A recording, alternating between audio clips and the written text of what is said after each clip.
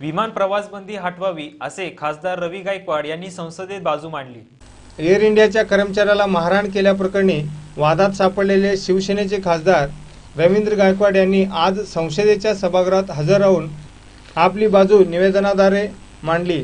ते म्हणाले, माझ्याशी गैरवर्तन करणारे मोकाट आहेत, मात्र माझ्याच मूलभूत अधिकारावर विमान कंपन्यांनी बंदी घालून गदा आणली आहे। विमान प्रवासास घालण्यात आलेली आपल्यावरील बंदी उठवावी अशी मागणीही त्यांनी केली। वादाच्या प्रकारानंतर खासदार गायकवाड यांनी आज दिल्लीत आले असताना त्यांनी संसद परिसरातील शिवसेनेच्या कार्यालयात हजर राहून खासदारांच्या बैठकीत नंतर संसदेच्या सभागृहात जाऊन कामकाजात सहभाग घेतला।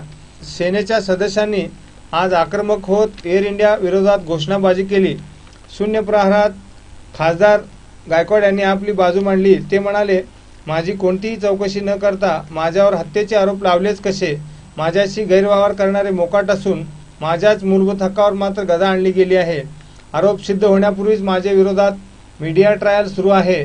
गदारोळानंतर लोकसभेचे कामकाज दुपारी 1:15 वाजता तहकूब करण्यात आलं। त्यानंतर सभापती महाजन यांनी शिवसेनेच्या खासदारांची बैठक घेतली आहे।